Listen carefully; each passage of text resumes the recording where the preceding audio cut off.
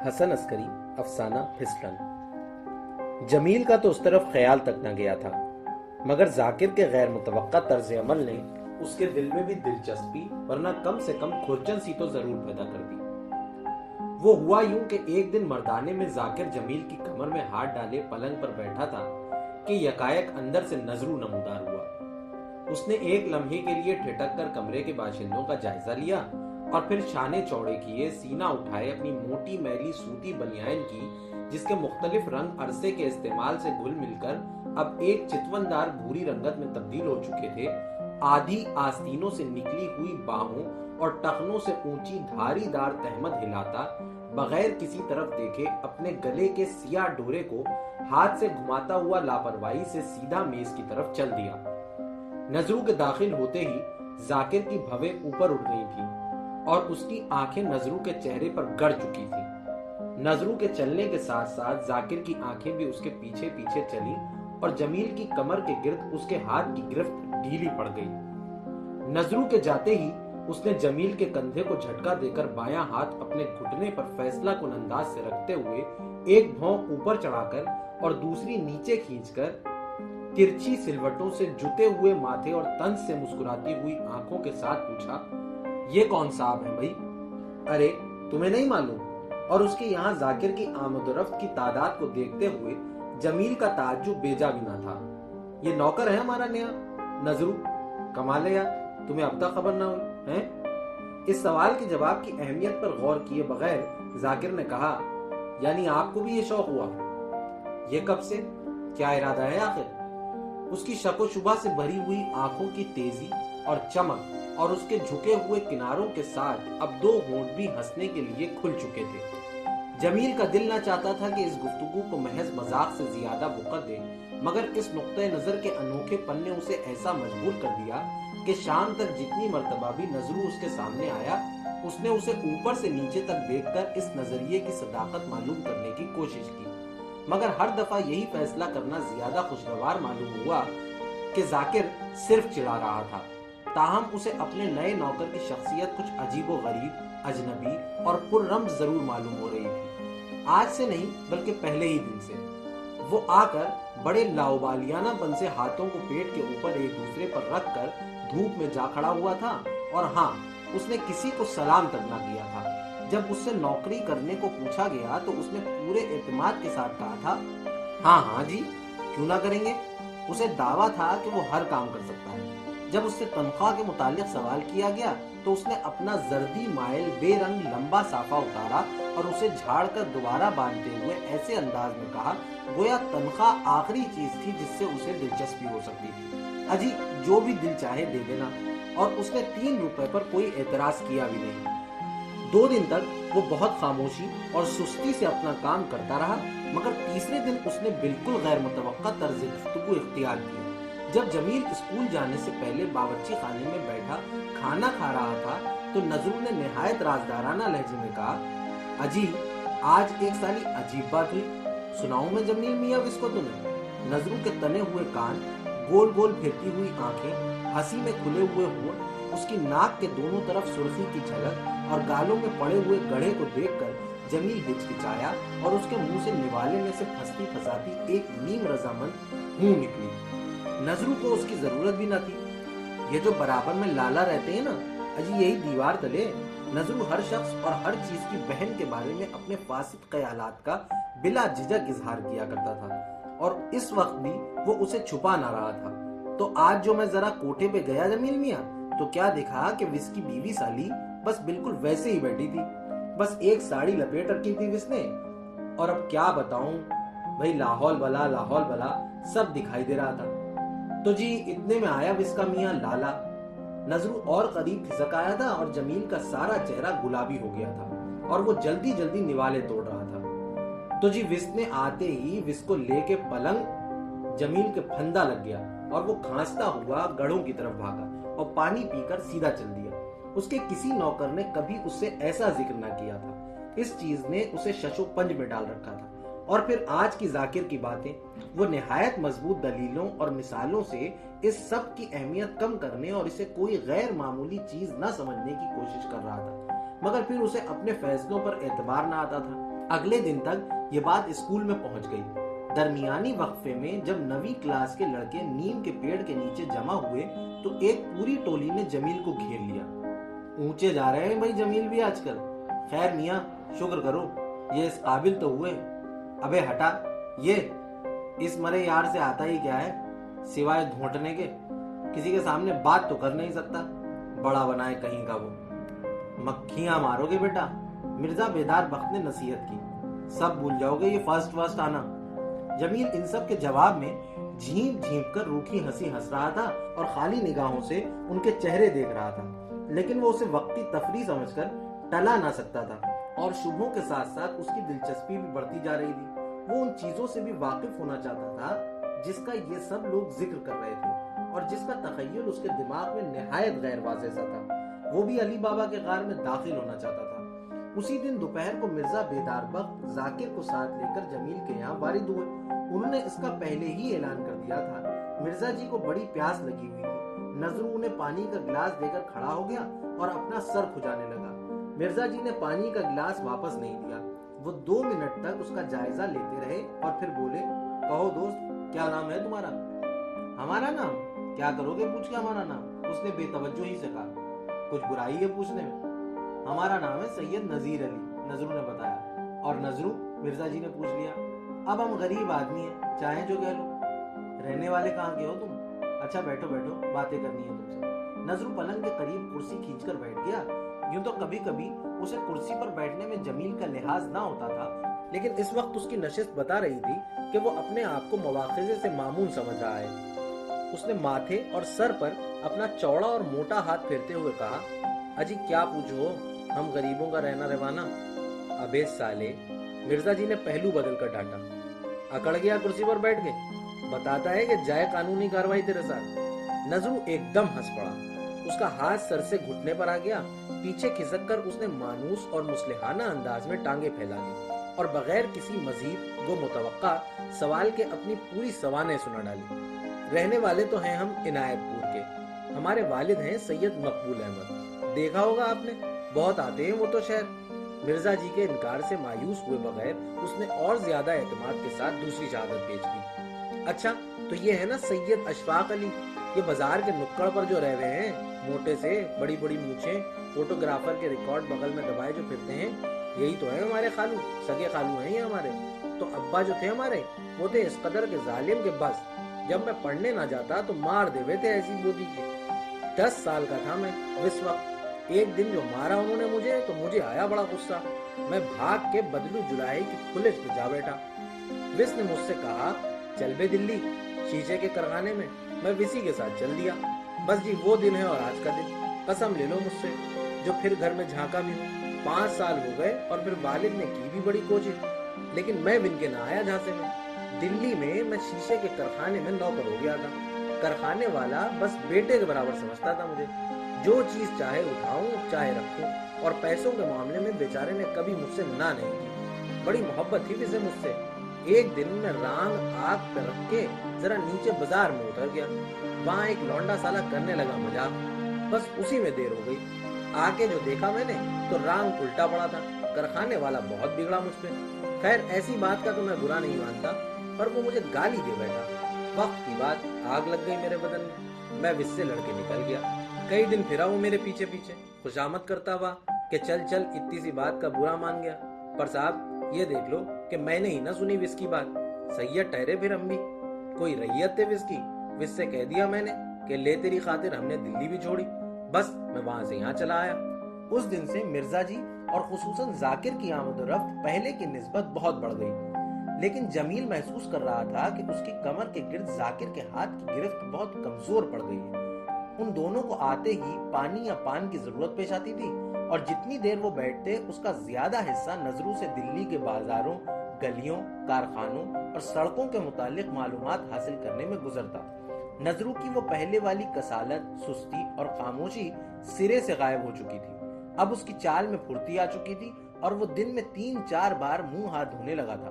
اس کا صافہ باورچی خانے کی کھڑکی میں پڑا رہتا تھا اور اس کے چھوٹے گھنگریالے بال جن پر پہلے خشکی جمی رہتی تھی کڑوے تیل سے سیاہ اور چمکدار نظر آنے لگے تھے۔ وہ اپنے بنیان اور تہمت کو بھی ایک دفعہ کنویں پر پچھاڑ چکا تھا۔ اس کی ٹین کی ڈبیا اب کبھی بیڑیوں سے خالی نظر نہیں آتی تھی، بلکہ اس کے گلے کا ڈورا بھی ریشمی ہو گیا تھا۔ باتونی بھی وہ اس بلا کا ہو گیا تھا کہ اس کے دلی کے متعلق قصے کبھی ختم نہ ہوتے معلوم ہوتے تھے۔ لیکن مرزا جی اور ذاکر اسے دو اچھے سامعین مل گئے تھے، اور ان دونوں سے تو اس کے تعلقات ترقی کر کے دوستانے کے لگ بھگ پہنچ گئے تھے۔ انہیں نظروں کے منہ کی جھوٹی بیڑیاں پینے میں ذرا تعامل نہ ہوتا تھا۔ وہ اسے یار دوستوں کی سی گالیاں بھی دے لیا کرتے تھے، حالانکہ وہ ایک مرتبہ جمیل کے گدھا کہہ دینے پر بھڑک اٹھا تھا۔ جب وہ مرزا جی کے جوتے چھپا دیتا تو مرزا جی اسے پکڑ کر فرش پر گرا دیتے اور اس کے گالوں اور سینے پر چھٹکیاں لیتے، یہاں تک کہ وہ جوتوں کا پتہ بتا دیتا۔ جمیل نے اکثر اندر سے نکلتے ہوئے ذاکر کی باہوں کو نظروں کے گلے میں دیکھا تھا، مگر اس کے سامنے آتے ہی ہٹا لی جاتی تھی۔ نظروں نے جمیل کا کہنا ماننا بالکل چھوڑ دیا تھا، وہ اس کی بات کو انسنی کر دیتا تھا۔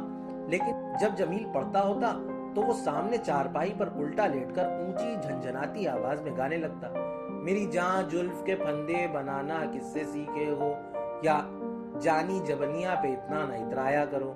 وہ جمیل کے منع کرنے پر بھی نہ مانتا اور ہنس ہنس کر دوسرا گیت شروع کر دیتا، وہ چلے پھٹک کے چاول میری منگنی اور بیا کے۔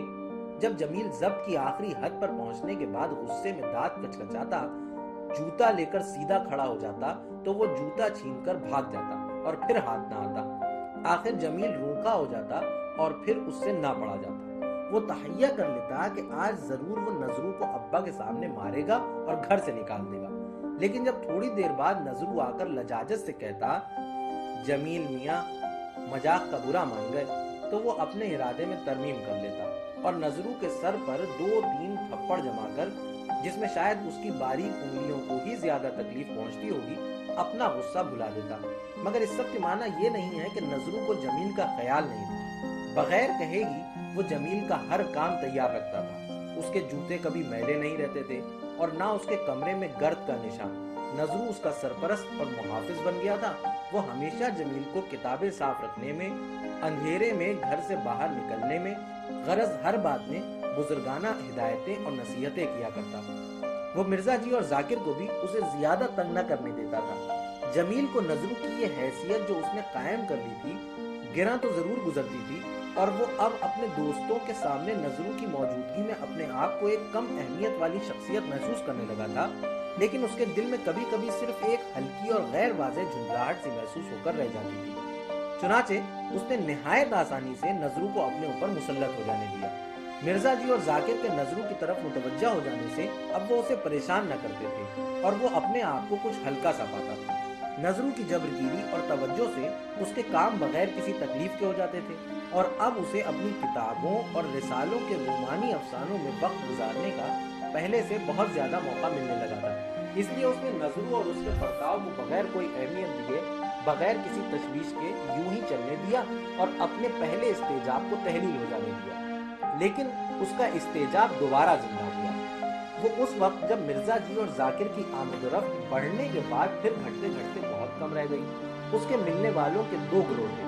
ایک تو اس کے ساتھی نویں کلاس کے کچھ لڑکے، یہ سب اس سے کافی بڑے تھے اور سب اپنے اپنے استروں کا انتخاب کر چکے تھے۔ یہ جمیل کی طرح دبلے پتلے، کمزور اور منحنی نہ تھے، بلکہ ان کی چوڑی ہڈیاں، اٹھے ہوئے کندھے اور بھرے ہوئے ڈنڈ تھے۔ یہ لوگ جب آتے تو اس سے الگ ہو کر بیٹھنا تو جانتے ہی نہ تھے۔ وہ کبھی تو اس کی گردن میں ہاتھ ڈالتے، کبھی اسے سینے سے لپٹا کر بھینچتے، یہاں تک کہ اس کا چہرہ سرخ ہو جاتا اور اس کی پسلیاں ٹوٹنے سی لگتی۔ کوئی اسے گود میں بٹھاتا، کوئی اس کے سینے کی کھال کھینچ کھینچ کر لال کر دیتا، کوئی اس کے بال بکھیر دیتا، اور پھر ان لوگوں کی چمکتی ہوئی آنکھوں اور پھڑکتے ہوئے نتنوں اور پھیلے ہوئے ہونٹوں سے معلوم ہوتا کہ ان کی تسکین نہیں ہوئی ہے۔ ان کے جانے کے بعد وہ تھک کر بالکل چور ہو جاتا، اس کے دماغ سے ہر قسم کے خیالات غائب ہو جاتے اور افسردگی سے چارپائی پر پڑا رہتا۔ بعض دفعہ تو ایسا معلوم ہوتا کہ اس کے گالوں پر ایسا لیزدار تھوک لپ جاتا کہ اس کی کھال کھینچتی ہوئی معلوم ہونے لگتی۔ 2-3 مرتبہ منہ دھونے کے بعد بھی اسے محسوس ہوتا کہ یہ نجاست اس کے چہرے پر اسی طرح نمایاں ہے، اور وہ غسل خانے سے نکل کر گھر والوں کی نظروں سے بچتا ہوا سیدھا اپنے کمرے میں چلا جاتا۔ اتنے لوگوں کو اپنا مداح پا کر اسے ایک گنا تسلی تو ضرور ہوتی تھی، مگر اسے ان کی یہ حرکات عجیب، مہمل اور لغو نظر آتی تھی۔ ان کا مقصد اس کے لیے مبہم اور مشکوک سا تھا، اور نہ اس کی متانت نے ان لوگوں کو ان حرکات کی غرض و غایت کو زیادہ واضح کرنے دیا تھا۔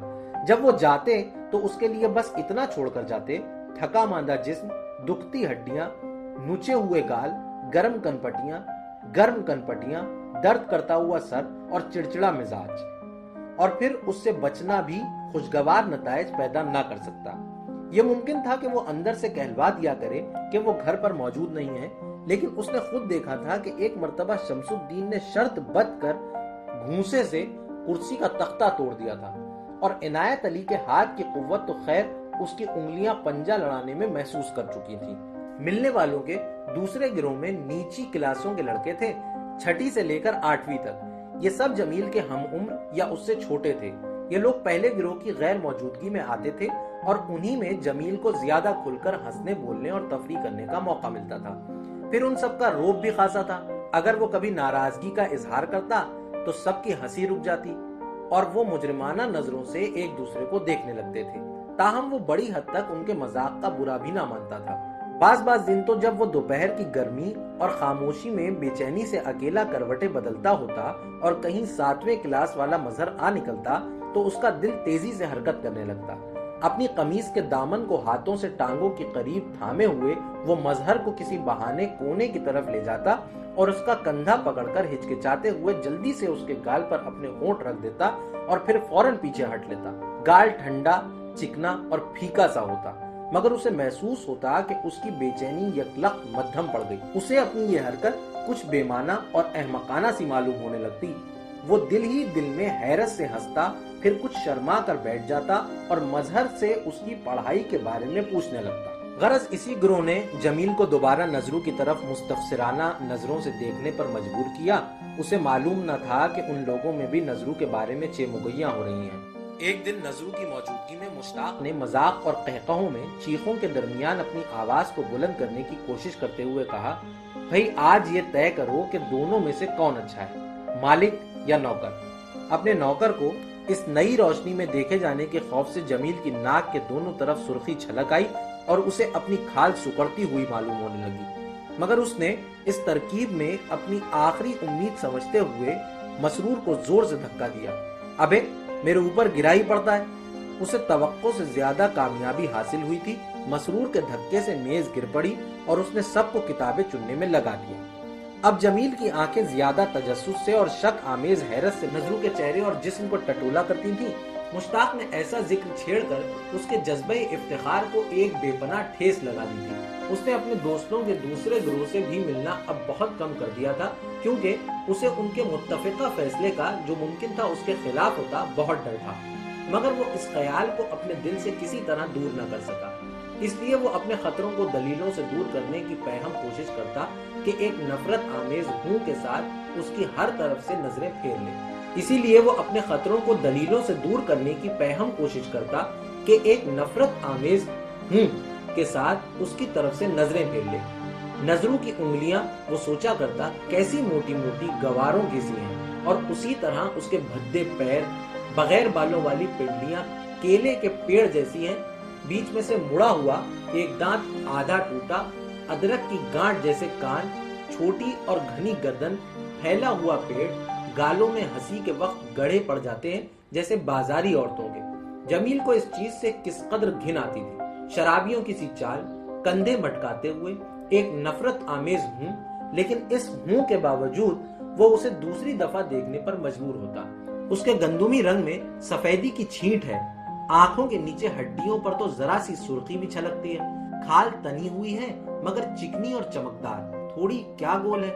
چال کے لاؤبالیانہ پن میں نہ معلوم یہ ہلکی سی کشش کیوں ہے۔ آنکھیں گول مٹول سہی مگر متجسس اور چمکتی ہوئی، اس کی گردن پر ذرا میل نہیں جمتا، بازوؤں کی مچھلیاں کیسی حرکت کرتی ہیں، چہرہ گولائی لیے ہوئے ہے۔ جمیل خود اپنی رائے سے بھی خوفزدہ ہو جاتا اور فوراً کوئی کتاب اٹھا لیتا جو 10 منٹ سے زیادہ اس کی مدد نہ کر سکتی۔ آستینے اوپر کھینچ کر وہ اپنی باہوں کو اوپر سے نیچے دیکھتا، گندمی رنگ، پتلی پتلی لکڑیاں سی، ہلکے ہلکے بال۔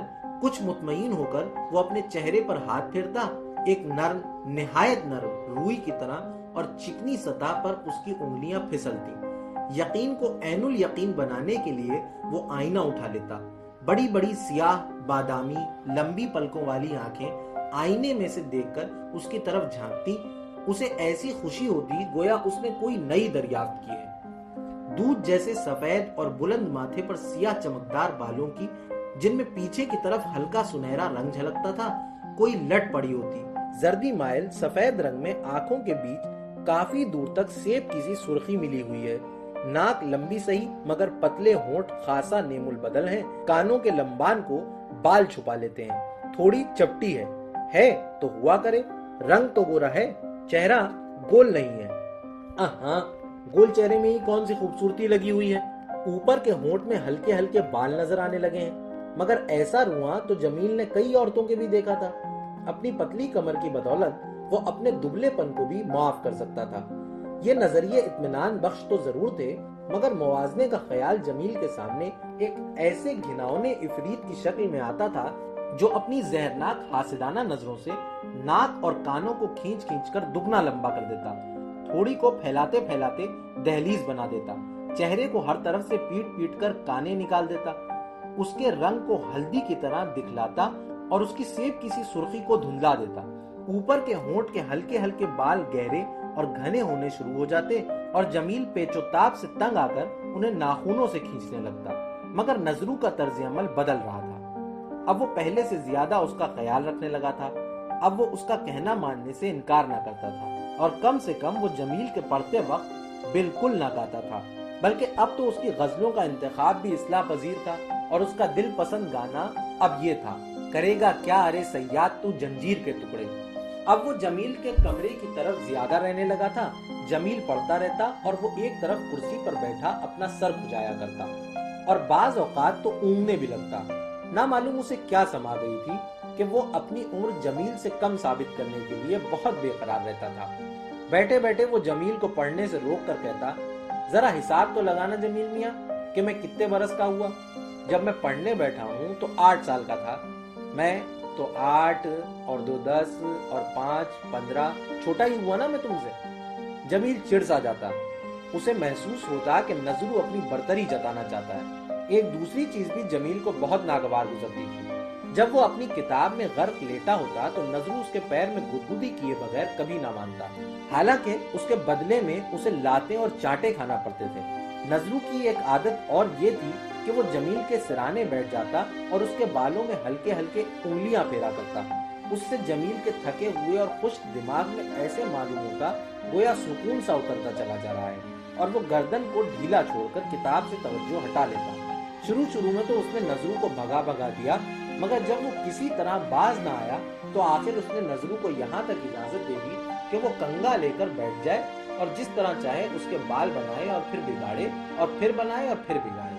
آخر اکتوبر کی رات کے 9 بجے تھے. کچھ خنکی سی ہو رہی تھی. جمیل کوٹھے پر دالان میں اکیلا لیٹا تھا. نظرو آیا اور اس نے ہچکچاتے ہوئے کہا, جمیل میاں ایک بات کہوں تم سے, برا تو نہیں مانو گے. جمیل حق سے رہ گیا. اس کے دل کی حرکت رکتی سی معلوم ہوئی اور ٹانگیں سنسنانے لگی. کئی دن سے نظرو کا انداز ظاہر کر رہا تھا کہ وہ کوئی بات کہنی چاہتا ہے. جمیل کو شبہ تھا کہ وہ بات غیر معمولی ضرور ہے. اس نے ارادہ کر لیا کہ وہ ایسی بات سننے سے جس کی نوعیت سے وہ بالکل بے خبر ہے انکار کر دے گا. لیکن اسے حیرت بھی ہو رہی تھی. آخر کچھ سوچ کر اس نے رکتے ہوئے کہا, ہاں کہہ. نظرو نے بات کہنے کا انداز بنانا شروع کیا ہی تھا کہ قدموں کی آواز آئی. یہ بات کئی دفعہ قدموں کی آواز سے ملتوی ہو گئی, لیکن آخر ایک دن ایسا آیا کہ نظرو نے نہ صرف بات کہنے کا انداز بنا لیا بلکہ بات بھی شروع کر دی اور کوئی آواز نہ سنائی دی. اس نے پراسرار آواز میں مسکراتے ہوئے کہا, اجی کیا بتاؤں میں, کیسا خواب دیکھا. عجیب خواب تھا سالا. کیا بتاؤں جمیل میاں, کیا خواب تھا وہ. ہاں کیا خواب تھا وہ. جمیل نے بےتابی مگر شبے سے پوچھا. اجی کیا بتاؤں کیا خواب تھا وہ, میں جب سے اسی کو سوچ رہا ہوں برابر. ابے تو کچھ کہے گا بھی. ہاں تو جی وہ خواب, برا تو نہیں مانو گے جمیل میاں, تو کہہ تو کسی طرح. لمبا سانس لے کر نظرو نے سنایا, برا مت ماننا جمیل میاں, دیکھو وہ خواب, ہنسی آوے ہے مجھے اس خواب پہ. جمیل نے پھر ڈانٹا.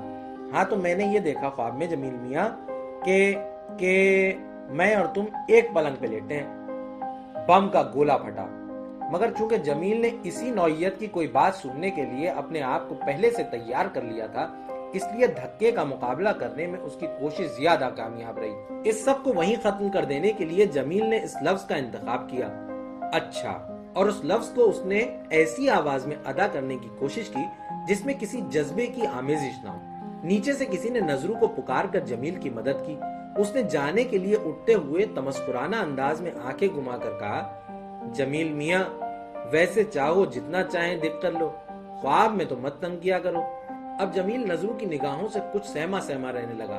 نظرو نے بھی اس کے کمرے میں آنا بہت کم کر دیا تھا، لیکن وہ اکثر جمیل کے سامنے مسکرا پڑتا تھا، جس سے جمیل شرمندہ سا ہو جاتا، گویا وہ چوری کرتا پکڑا گیا ہے۔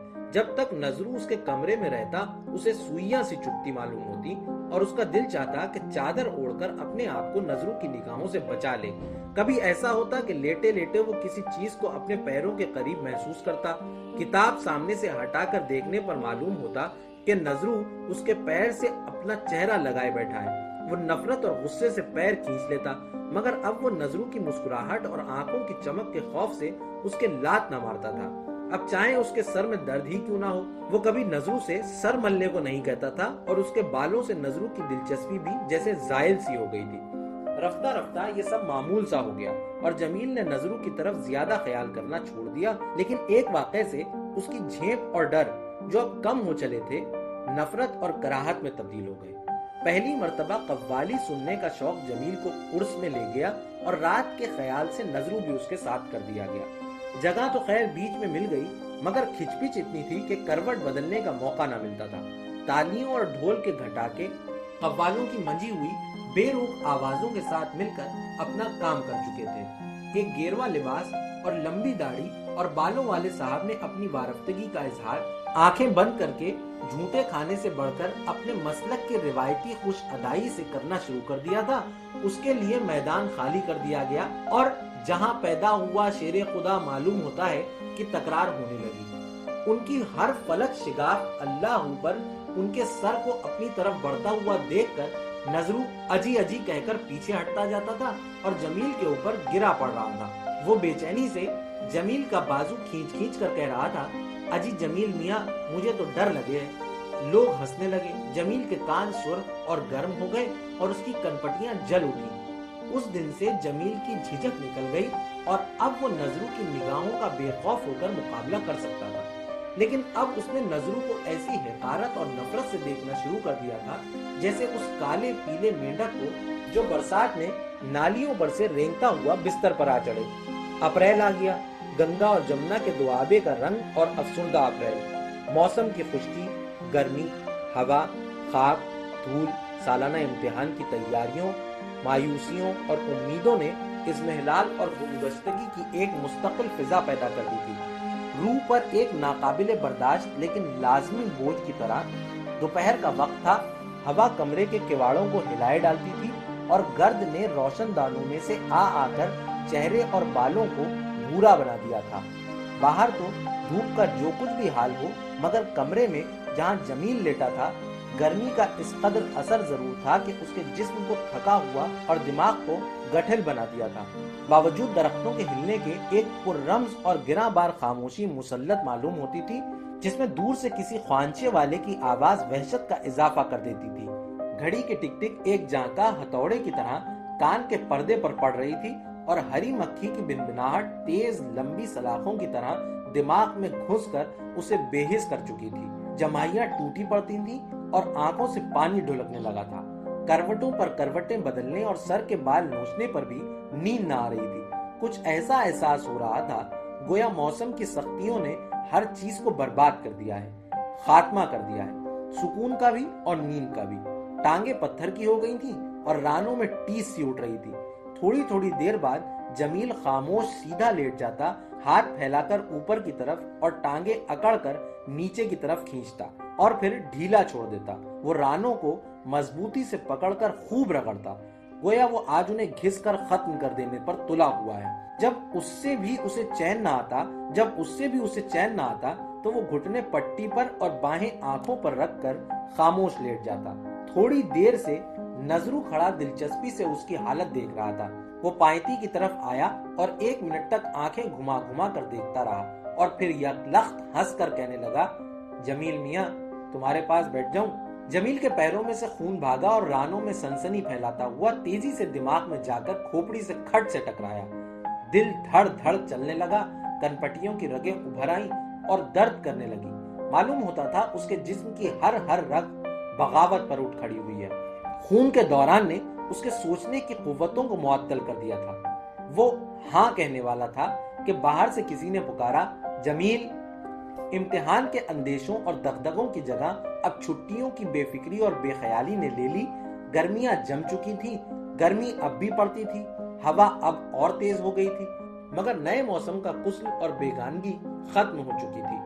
آدھی رات کا وقت تھا کہ کسی چیز کے اس کے ٹانگ کے قریب حرکت کرنے سے جمیل کی آنکھ کھولی۔ وہ چھت پر سو رہا تھا، چاند آسمان پر بیچوں بیچ میں تھا اور ہر طرف روشنی پھیلی ہوئی تھی۔ صحن کے دوسرے کونے سے خالو کے تیز خراٹوں کی متواتر آواز آ رہی تھی، لیکن یہ دیکھ کر اسے تعجب ہوا کہ نظرو کا پلنگ جو شام دور بچھا تھا اب اس سے 1 گز کے فاصلے پر آ گیا ہے۔ اس نے اپنے پلنگ پر ہر طرف ٹٹولا مگر کوئی چیز نہ دکھائی دی۔ اس نے پھر چادر سے منہ ڈھک لیا۔ تھوڑی دیر خاموش لیٹے رہنے سے اسے پسینہ آتا معلوم ہوا اور اس نے چادر کو سینے تک کھینچ لیا۔ نیند ایک دفعہ اچھتی تو بس پھر غائب ہی ہو گئی۔ کچھ دیر تو وہ چاند کو آسمان پر کھسکتے ہوئے دیکھتا رہا اور پھر اس سے اکتا کر خالو کے خراٹوں پر دل ہی دل میں ہنسنے لگا۔ کیسی آواز نکل رہی ہے، اس نے سوچا، جیسے بلیاں لڑ رہی ہوں۔ یہ تشبیہ اس نے اپنی خالہ سے سیکھی تھی۔ دفعتاً اسے نظرو کی آنکھیں چمکتی ہوئی دکھائی دی۔ ابے جاگ رہا ہے؟ اس نے پوچھا۔ گاڑے کی موٹی چادر میں سے نکلے ہوئے منہ نے جواب دیا، ہاں۔ یہاں کیسے آ گیا ہے تو؟ کچھ نہ کچھ کہنے کی غرض سے جمیل نے پوچھ لیا۔ تو کچھ حرج ہے؟ جمیل نے اتنی رات گئے اس کا جواب چاٹے سے دینا مناسب خیال نہ کیا، مگر یہ جواب گفتگو کو آگے بڑھانے میں بھی مددگار نہ ہو سکا۔ تھوڑی دیر تک دونوں خاموش لیٹے اپنی پلکیں جھپکاتے رہے۔ نظرو کا ہاتھ اور سینہ بھی چادر سے باہر نکل آیا۔ اس نے کہا، اجی کیا چاندنی ہو رہی ہے؟ جمیل نے جواب دیا، مگر چاہتا وہ بھی تھا کہ اگر نیند نہیں آتی تو کم سے کم باتیں کر کے ہی وقت ٹالا جائے۔ بڑی سیریں کی ہیں ہم نے دلی میں چاندنی میں۔ جمیل نے ایسا موضوع تلاش کرنے کی کوشش کی جس پر کچھ دیر تک باتیں ہو سکیں۔ ہمیشہ سے زیادہ بے تکلفی سے کہا، بڑی بدماشیاں کی ہوں گی سالے تم نے دلی میں۔ اجی ہم نے؟ نظرو ہنسا۔ اجی ہاں نہیں، تمہیں تو جمیل میاں کچھ شوق ہی نہیں۔ ابے مجھے شوق کس بات کا؟ یہی سیر بہ دل لگی۔ نظرو اپنی کونی کے سہارے اٹھا اور اس کا ہاتھ جمیل کے پلنگ کی پٹی پر آ گیا۔ اس نے مسکرا کر کہا، لاؤ ٹانگیں دبا دوں جمیل میاں؟ کیوں، کیا میں کوئی تھکا ہوا ہوں؟ نظرو کا ہاتھ اس کی ٹانگ کے قریب آ گیا۔ نہ ویسے ہی، جمیل نے جھپتے ہوئے کہا۔ لیکن جب نظرو کا ہاتھ اس کی ران پر پہنچ گیا تو اس نے کوئی اعتراض کیا بھی نہیں اور چپ لیٹا رہا۔ ہاتھ ران پر آہستہ آہستہ چلنے لگا۔ جمیل کی ٹانگوں پر چیونٹیاں سی رینگتی ہوئی معلوم ہوئی اور نظرو کی انگلیوں کے ساتھ ساتھ اس کا خون بھی چلنے لگا۔ جب انگلیاں زیادہ سریع الحس حصوں پر پہنچی تو اس کے گدگدی ہونے لگی اور اس نے نظرو کا ہاتھ ہلکے سے پکڑ کر بغیر اسے ہٹانے کی کوشش کے ابے کہا، مگر ہاتھ اسی طرح چلتا رہا۔ خالو کے خراٹے رک گئے، ہاتھ کھینچ لیا گیا۔ پھر وہی خر خر خر خر ران پھر سہلائی جانے لگی۔ یک لخت نظرو نے ہاتھ کھینچ لیا اور چادر سے اپنے جسم کو کندھوں تک ڈھک کر سیدھا لیٹ گیا۔ اس کا بدن تیر کی طرح کھچا ہوا تھا، نتھرے پھڑپھڑا رہے تھے اور پلکیں جلدی جلدی جھپک رہی تھی۔ اگر جمیل اس کا چہرہ چھو کر دیکھتا تو اسے معلوم ہوتا کہ وہ کتنا گرم ہے۔ ابے یہ کیا؟ اجی تم کیا جانو تم نے کیا کر دیا؟ نظرو نے رکتی ہوئی آواز میں جواب دیا۔ جمیل حیرت زدہ نظروں سے اسے دیکھنے لگا۔ 10 منٹ بعد نظرو پھر سیدھا ہوا۔ اب اس کے چہرے سے ایسا سکون ظاہر ہوتا تھا گویا کوئی طوفان چڑھ کر اتر گیا ہو۔ جمیل کی ران پھر سہلائی جانے لگی۔ جمیل کے بدن میں کھلبلی سی ہوئی، سر چکرا سا گیا، سارا جسم پھکنے لگا۔ اسے ایک پھریری سی آئی اور وہ نظرو کا ہاتھ الگ پھینک کر اٹھ کھڑا ہوا۔ اس نے جلدی سے نالی پر جا کر پیشاب کیا، پانی پی کر اس نے تھوکا اور اب سونے کے ارادے سے چادر تان کر لیٹ گیا۔ خالو کے خراٹوں سے اس پر جلد ہی غنودگی طاری ہو گئی۔ اس کی ٹانگ پر کوئی چیز ہلی۔ اس نے چادر سے سر نکال کر دیکھا، نذرو کا ہاتھ تھا۔ نذرو اپنے پلنگ پر سے آگے جھکا ہوا تھا اور اس کی آنکھیں گول گول گھوم رہی تھیں۔ نذرو نے کہا، آ جاؤں۔ جمیل کے پیٹ میں ایک ہیجان سا پیدا ہوا جو بجلی کی صورت سے تمام جسم میں پھیل گیا۔ اس کا سر گھوما، آنکھوں کے سامنے دھند سی پھیل گئی اور سائبان کے کھمبے اور اس کے لمبے سائے ناچتے ہوئے معلوم ہونے لگے۔ اس کے رکے ہوئے حلق سے پھنسے ہوئے صرف 2 لفظ نکل سکے، ابے ہٹ۔ نیا ادب، اپریل 1941۔